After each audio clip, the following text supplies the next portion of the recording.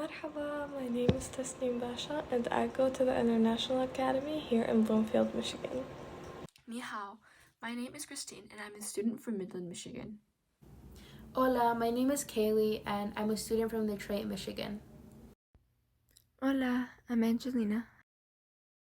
The project we are doing is a research paper that demonstrates data points and statistics about students' socioeconomic status and its impact on their educational life and opportunities from schools all across the state. Many students relate to this, saying that their economic status and school are hiding them from many opportunities. Adding on, it is not just the economic status that is evidently impacting students, but also students of color and from underrepresented communities are often treated differently by adults and peers. They may feel out of place, like they cannot do the same as others in their school. This feeling of separation leads to an environment where, although they are in theory offered the same resources, they are led to believe that they are unworthy of such opportunities. When looking into these incidences of race and economic-based educational inadequacy, it is easy to see why they continue to occur. Students are not treated equally. Why should the district or a student's home life or even their race or ethnicity matter when it comes to education? Our project aims to recognize the problems in state-funded schools, specifically based on racial and socioeconomic factors, and how schools can ensure equal opportunities for students. The problem of racial and economic disparity is prominent in our community, and there's been research done to show this. Let's take a look. Detroit's Black population is 78%, the highest of any city in the United States. However, in Metro Detroit, the Black population is only 23%, while the white population is 68%. This makes Detroit the most segregated city in America. Because of this, disparities, racism, and segregation, they continue today, and they result in a lack of resources, opportunities, and enrichment activities.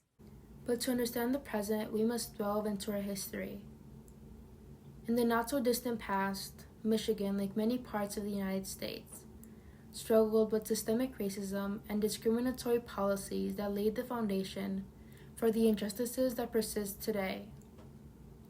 One such practice was redlining, a policy that denied financial services like mortgages to certain neighborhoods. They targeted marginalized communities based on race, ethnicity, religion, and their perceived socioeconomic status. These practices created segregated areas and established the norm of hatred. Decades later, the legacy of redlining persists. Segregation and the prejudice it instills still lingers in many Michigan cities and in our education system. The impact of segregation and discrimination in the education system are undeniable, but the power to make a difference lies in our collaborative effort. Here's what you can do to get involved. 1. You could get informed.